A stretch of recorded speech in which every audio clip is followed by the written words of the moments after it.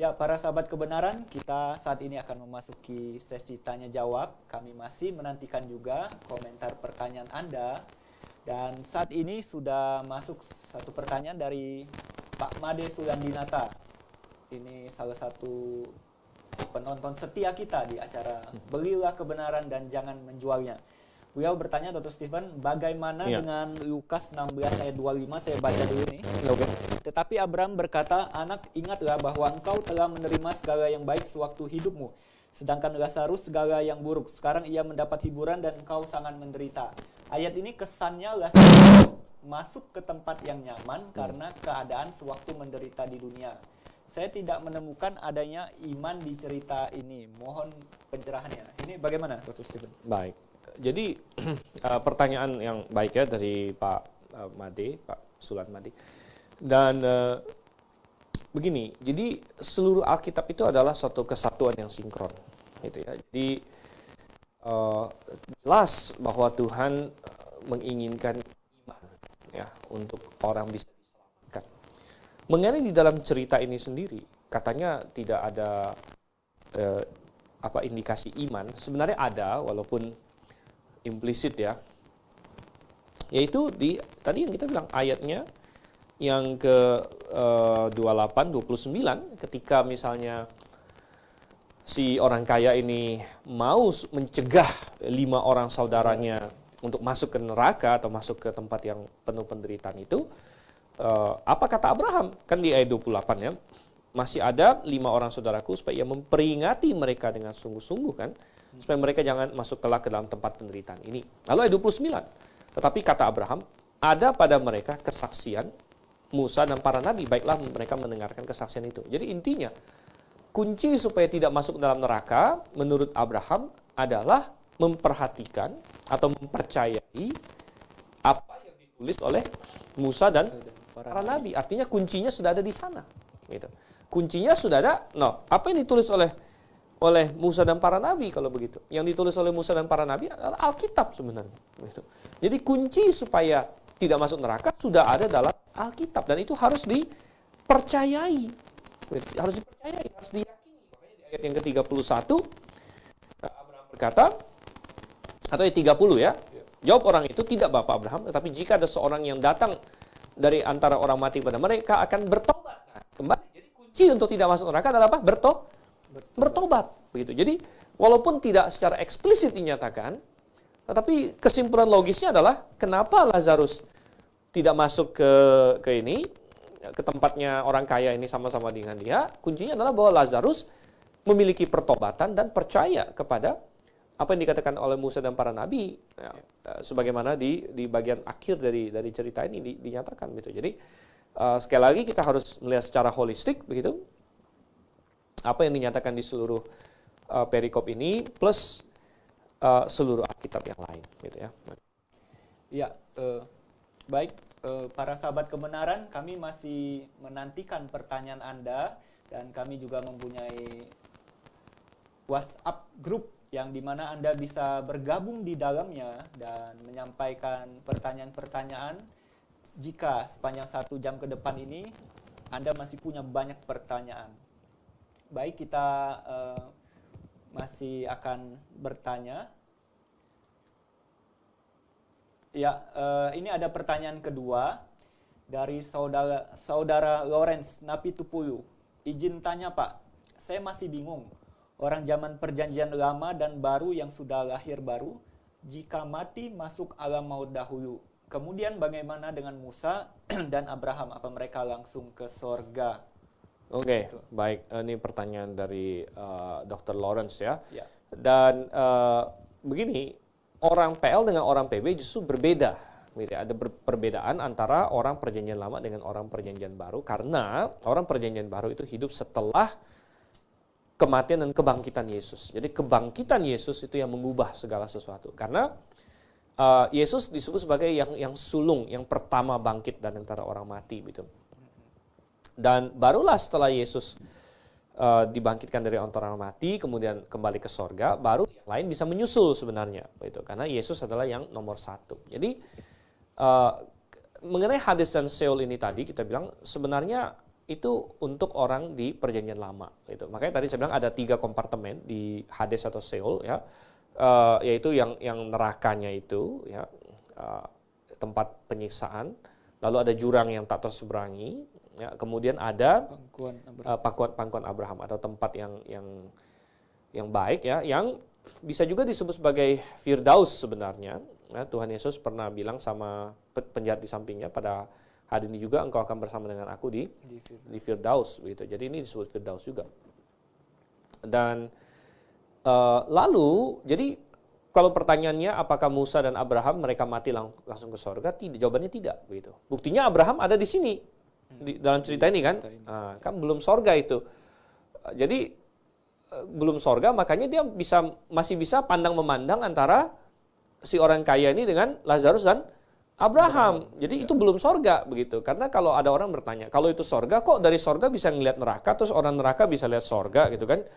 Agak lucu juga begitu. Kok si Abraham dan Lazarus kalau memang dia di sorga bisa ngelihat si orang kaya ini bisa ngelihat di sorga. Tapi bukan, ini belum sorga. Itu masih di alam maut tadi itu. Tapi alam maut bagian yang baiknya begitu, Firdaus atau pangkuan Abraham. Jadi ketika Musa dan Abraham mati, mereka tidak langsung ke sorga, mereka masuk ke situ dulu begitu. Nah, setelah kebangkitan Yesus, baru Yesus membawa, kalau kita baca di Efesus itu, membawa tawanan-tawanan. Jadi ketika dia naik ke sorga, dia membawa orang-orang yang dari Firdaus ini, dan sekaligus Firdausnya dibawa juga ke sorga, begitu, dibawa ke sorga. Sehingga Firdaus ada di sorga sekarang. Kalau kita baca Paulus menulis di 2 Korintus, dia diangkat ke Firdaus, sudah di sorga di situ. Ya, jadi di perjanjian baru kalau kita mati, roh kita langsung ke sorga sekarang. Gitu ya. Tapi untuk orang PL tidak. Gitu ya. Mereka ke Sheol dulu, tapi setelah kebangkitan Yesus, roh mereka juga sudah dibawa ke sorga. Oke, cukup jelas ya, Dr. Lorenz tadi yang bertanya. Sekarang ada pertanyaan ketiga dari Bapak Mengasi Pandiangan.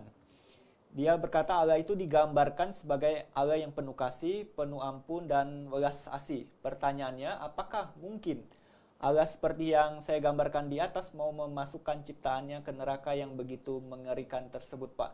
Bukankah hal ini kelihatannya sangat kontras dengan sifat-sifat Allah? Bagaimana nih, Dr. Stephen?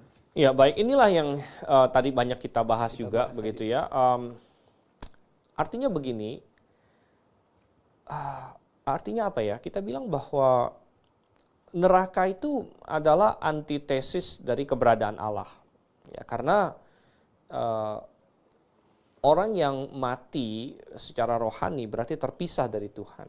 Gitu. Terpisah dari Tuhan. Dan ketika ciptaan itu terpisah dari penciptanya, maka ya dia kehilangan segala yang baik sebenarnya. Ya, kehilangan segala yang baik dan sisa yang tidak baik. Gitu. Nah, ya neraka itu adalah begini. Ada banyak hal tentang neraka masih misteri bagi kita. Sama seperti banyak hal tentang sorga itu misteri juga begitu. Tapi yang pasti neraka itu memang benar ada. Neraka itu untuk selama-lamanya. Neraka itu adalah tempat penderitaan, gitu ya. Dan masih ada kesadaran diri di neraka, gitu. Jadi mengenai penyiksaannya bagaimana, penderitaannya bagaimana, ya kadang-kadang Alkitab hanya menggambarkan ada api di situ, ya, ada kegelapan, ada ratap tangis dan sebagainya. Intinya menggambarkan suatu suasana yang penuh dengan keputusasaan dan lain sebagainya.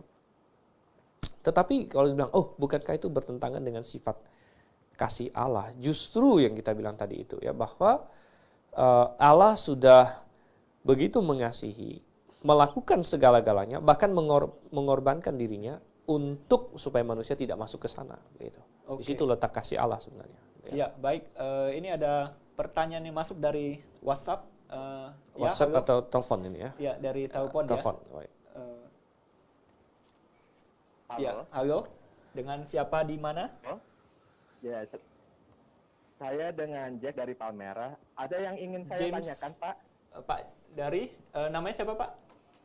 Dari Palmerah. Dari Palmerah. Dari Jack Panotona di Palmerah. Iya. Saya ingin bertanya, Pak. Yang pertama, itu kalau kita berbicara tentang neraka, apakah di neraka itu tingkat penghukumannya berbeda-beda? Ada yang paling berat sampai yang paling ringan sampai yang paling berat. Yang kedua saya ingin tanyakan, bagaimana konsep api penyucian di dalam suatu doktrin agama tertentu? Apakah itu sesuai dengan konsep neraka atau masalah yang lain? Gitu aja, Pak. Ya, terima kasih atas pertanyaannya. Tadi dia bertanya dari Palmera, apakah tingkat hukuman di dalam neraka itu berbeda-beda? Mungkin maksudnya apakah ada neraka itu punya tingkat yang tingkat 1, tingkat 2 penghukumannya berbeda. Terus tentang konsep api penyucian ini, apakah ini yang dimaksud neraka atau bagaimana? Baik. Jadi di neraka memang hukuman untuk tiap-tiap orang berbeda-beda, gitu ya, berbeda-beda, dan ini konsep yang diajarkan Alkitab, walaupun Alkitab tidak memakai istilah tingkat memang, gitu. Jadi kita tidak bisa membayangkan neraka itu kayak gedung misalnya atau kayak apa ya, ada atau kayak level-levelnya lah begitu ya, neraka tingkat begini, tingkat begini. Alkitab tidak menyebut neraka itu banyak tingkat. Namun Alkitab memang ada mengatakan bahwa tiap-tiap orang akan menerima penghakiman sesuai dengan apa yang dia perbuat, gitu ya. Misalnya tadi di Wahyu 20 ayat 12 di situ kan. Dan orang-orang mati dihakimi menurut perbuatan mereka. Jadi menurut perbuatan mereka, gitu ya.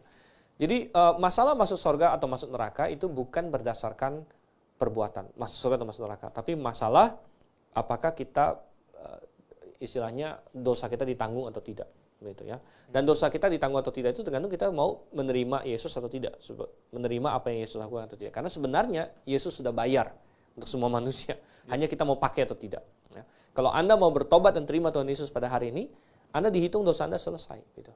Dan bukan berdasarkan perbuatan Anda bisa masuk surga. Jadi masuk surga, masuk neraka bukan berdasarkan perbuatan. Namun, perbuatan kita akan menentukan, misalnya orang yang masuk surga, maka perbuatannya akan menentukan pahala yang dia terima. Gitu. Demikian juga orang yang masuk neraka, perbuatan yang dia lakukan akan menentukan jenis hukuman atau tingkat hukuman yang akan dia terima. Begitu ya. Besar kecilnya boleh dibilang begitu ya. Jadi Tuhan itu maha adil. Jadi katakanlah misalnya Hitler yang sudah membunuh jutaan orang gitu ya, tentunya akan berbeda ya hukumannya dengan orang yang katakanlah ya mungkin dia tidak masuk neraka karena dia tidak percaya Yesus, walaupun dia hidupnya dalam tanda kutip ya baik-baik saja sepertinya. Ya, sepertinya baik-baik saja, namun dia tidak percaya Yesus. Ya Alkitab bilang dia terhilang, gitu, dia terhilang, sangat sayang sekali, gitu ya. Tapi dia tetap ada dosanya dan dia harus dihukum, ya, tapi pasti berbeda dengan katakanlah pembunuh jahat dan lain sebagainya.